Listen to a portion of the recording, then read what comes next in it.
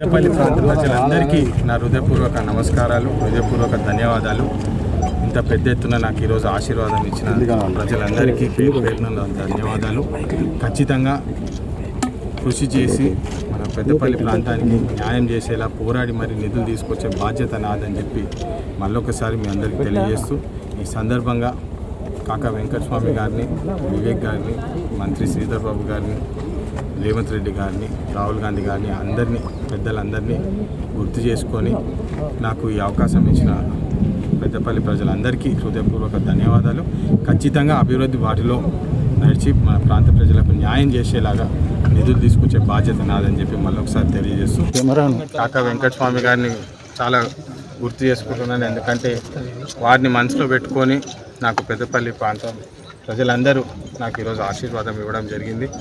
అదేవిధంగా వివేక్ గారిని కూడా గుర్తు చేసుకొని వారు చేసిన మంచి పనులు గుర్తు చేసుకొని నాకు ఈరోజు ఈ అవకాశం ఇచ్చిన పెద్దపల్లి ప్రజలందరికీ నా హృదయపూర్వక ధన్యవాదాలు. ఖచ్చితంగా నేను కష్టపడి కృషి చేసి పెద్దపల్లి పార్లమెంట్ అభివృద్ధి కోసము కష్టపడి పనిచేస్తా అని చెప్పి మళ్ళొకసారి మీ అందరికీ తెలియజేస్తూ, ఇక్కడ మన మంత్రివర్యులు శ్రీధర్ బాబు గారు, మన ఎమ్మెల్యేలు అందరూ సహకారంతో ఈరోజు మంచి మెజారిటీ ఇచ్చి పెద్దపల్లి పార్లమెంట్ ప్రజలు నాకు ఆశీర్వాదం ఇచ్చినారు. ఖచ్చితంగా నేను ఈ బాధ్యతని మంచి బాటలో, అభివృద్ధి బాటలో పనిచేస్తా అని చెప్పి ఈ సందర్భంగా తెలియజేస్తూ, మా కాంగ్రెస్ కార్యకర్తలందరికీ హృదయపూర్వంగా మనస్ఫూర్తిగా నా ధన్యవాదాలు తెలుపుతూ, మంచి పని చేసి గత 10 సంవత్సరాలు ఏదైతే పెద్దపల్లి ప్రాంతానికి అన్యాయం జరిగిందో ఇప్పుడు వచ్చే కాలంలో ఖచ్చితంగా న్యాయం చేసి పోరాడి మరి నిధులు తీసుకొస్తామని చెప్పి ఈ సందర్భంగా తెలియజేస్తూ ధన్యవాదాలు.